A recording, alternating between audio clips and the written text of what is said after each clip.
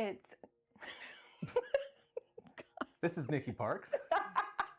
and we're with Seaport Real Estate Group.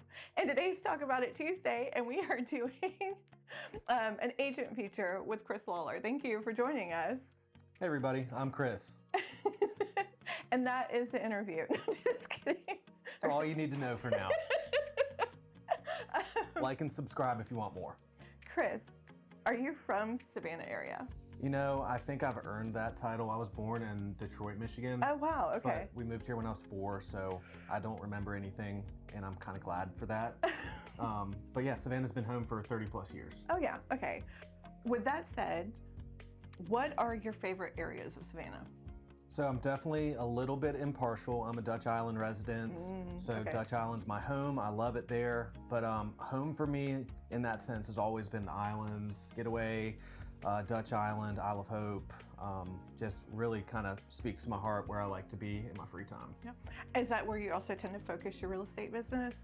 Yeah, definitely seems to happen more there. That's where I'm plugged in. And of course, I love doing business with neighbors and friends. Of course, of course. Well, how long have you been in real estate? So last year was my first full year. Okay. Licensed, that is. Before that, I did investment properties and Airbnbs, kind of on the other side of things. And that was kind of like my intro to real estate. And, you know, life changes, and it just kind of made sense for me to get my license and focus on helping people in that realm. Well, in that regard too, what is the most surprising thing to you since you've been practicing real estate?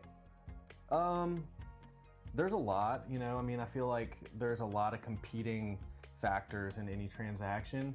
And I mean, I guess you forget about it when you're in the deal, but I mean, there's just a lot of emotion, and it's really a great opportunity for service to help your clients, you know, keep it all together, help get them to their goal, and remind them, you know, why they're doing, you know, this purchase or this sale anyways. Yeah. I know you said you've only been in this part of real estate for a year, but do you have any like just funny experiences since you've been in? Oh yeah. You know, last year was wild in a lot of ways. You know, trying to get your business off the ground. You know, probably the most interesting transaction last year dealt with an off-market sale of a home where the seller had no phone or email, and spent the bulk of a couple months running contracts back and forth, finding a secondary seller in prison, tracking him down, you know, all the above, but all this to beat the clock of a tax lien taking the house away from the seller. But, you know, we had a ready and willing buyer, ready and willing seller. Yeah. A lot of stuff outside the lines there, but we got it done. You were practicing analog real estate. Yes. You know, it hurts so much. You know, it's not that big of a deal when you mess up a DocuSign and you resend it, but goodness, I came back to the office and realized I missed a signature. That one hurt. Yeah, no, that's a little different for sure. Well, it sounds like you obviously love the islands and being on the water, but if someone were coming to Savannah for the first time, what is something you would tell them they have to experience? You know, I always direct people towards Plant Riverside. I love that area of downtown.